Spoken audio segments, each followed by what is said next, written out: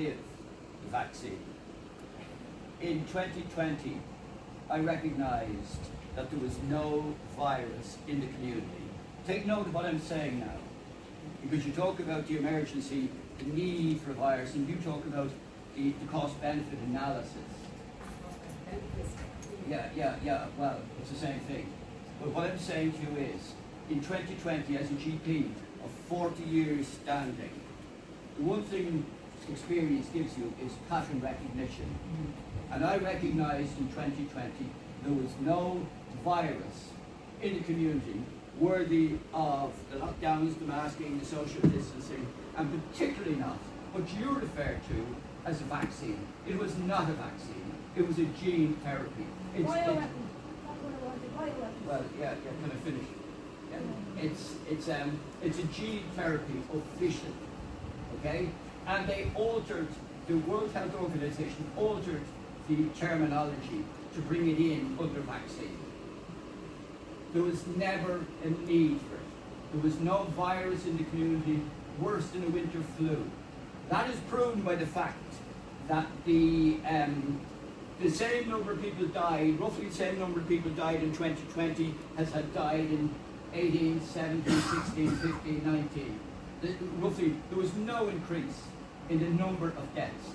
No children died, which was an impossibility with no novel virus. And the average age, well, if you know what children did die. Pardon? I'm sorry to tell you that children did die. Children, of course children died through COVID, but none of them died of COVID. And the reality of it is the diagnosis of COVID was based on the PCR test.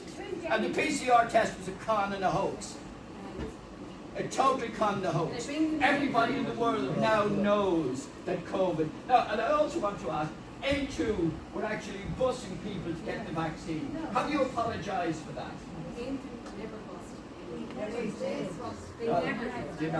Well, I'm sorry, but that is what the public perception is. That's wrong. Oh, you didn't bust, did you taxi them? I thought we were here to talk about compensation for victims. There's no point. There's no point unless you're starting off from the premise of truth.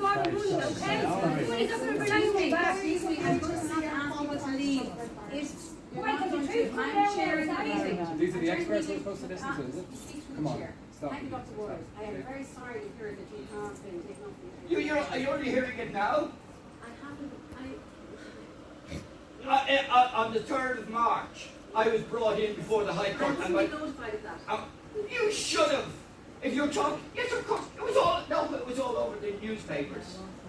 So everybody in the country knew that Gerry Waters was suspended and lost his license and was vilified and demonised and insulted on the television. And you conducting an inquiry into I'm COVID. not conducting an inquiry into COVID. Please sit down. I am here to talk about the vaccine compensation.